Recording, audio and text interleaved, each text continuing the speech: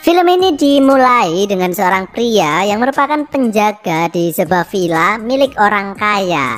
Dia ini bernama Tarjo, dan di sini terlihat dia ini lagi buang sampah sambil ngedumel sendiri ya. Karena dia ini harus bersih-bersih sampah milik majikannya yang isinya itu penuh dengan oncom sutra bekas.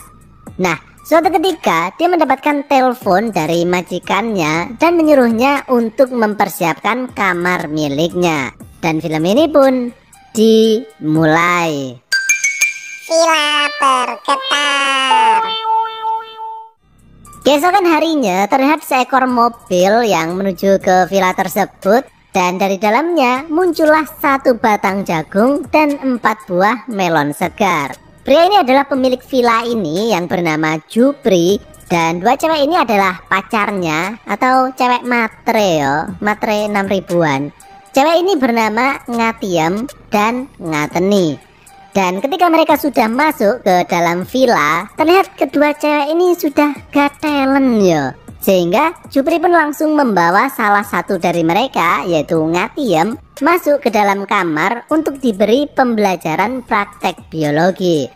Setelah selesai, terlihat Ngatiem turun dari kamar Jupri, dan dia ini kayaknya masih nggak merasa puas yo dengan teknik mengajar Jupri. Dia pun kemudian menceritakan pelajaran biologi barusan kepada Ngateni dan mengatakan ntar kalau diajari praktek biologi jangan terlalu banyak berharap lah ya. Malamnya barulah Jupri ini berhasil recovery dan terbangun karena dia tadi sudah banyak kehilangan nutrisi batangnya ya. Nah, Jupri kemudian bertanya ke cewek-cewek tersebut enaknya sekarang ngapain gitu. Kemudian mereka mengutarakan sebuah ide, yaitu minum-minum beras kentur, tapi kalau bisa rame-rame gitu. Sehingga kemudian Ngatiem berpikir untuk mengajak Tarjo sekalian, dan Jupri menyetujuinya.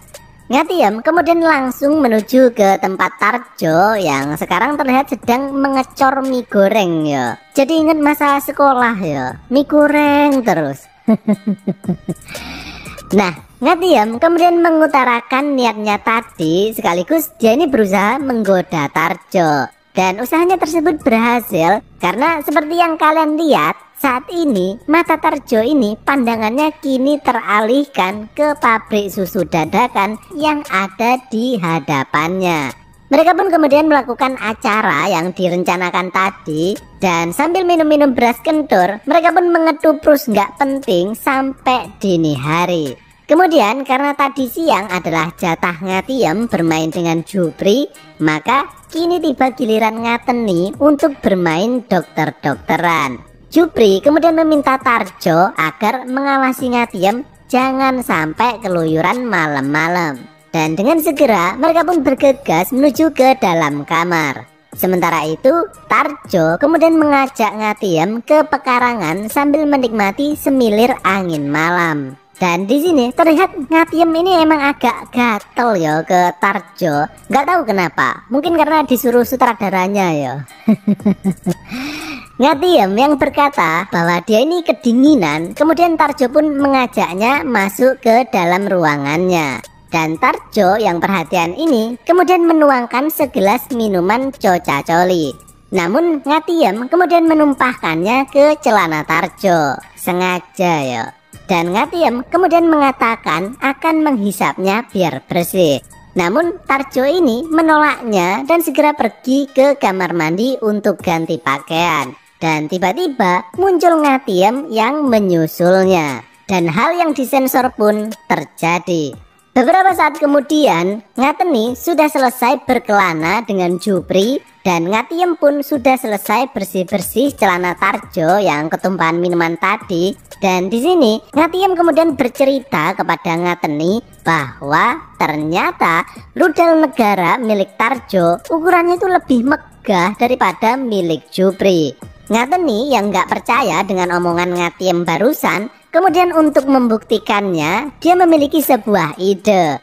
Keesokan harinya, Ngatiem merengek kepada Jupri untuk mengantarkannya nonton balapan odong-odong di alun-alun. Dan sebenarnya ini cuma akal-akalannya saja ya, dengan tujuan agar Ngateni bisa berduaan saja dengan Tarjo. Dan rencana tersebut berhasil. Ngateni kemudian ke ruangan Tarjo yang kini tengah tertidur, dan dia meminta Tarjo untuk menunjukkan pedang pembunuh naga miliknya. Namun Tarjo ini menolaknya karena hal itu bukanlah hal yang pantas dilakukan kepada cewek majikannya. Sehingga Ngateni pun kecewa dan pergi dengan wajah yang sangat sedih. Acting aja sih.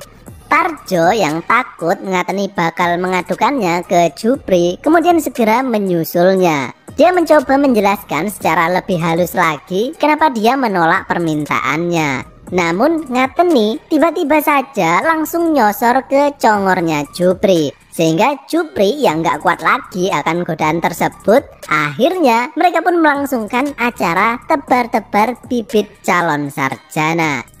Nah, sementara itu Jupri yang hendak mengantarkan Ngatiem pas nyampe di tengah perjalanan, tiba-tiba dia ini ingat kalau sempaknya tadi belum diangkat dari dalam microwave.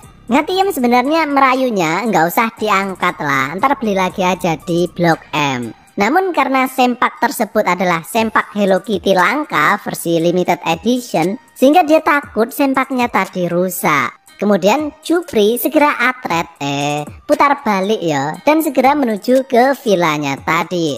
Dan ketika Jupri masuk ke vilanya, akhirnya dia pun menyaksikan tindakan tidak beradab yang dilakukan oleh Tarjo dan Ngateni. Kecewa dengan kelakuan mereka, akhirnya Jupri segera hendak pulang ke rumahnya. Namun di sini terlihat kedua cewek ini justru nyantai aja ya, kayak nggak punya salah gitu.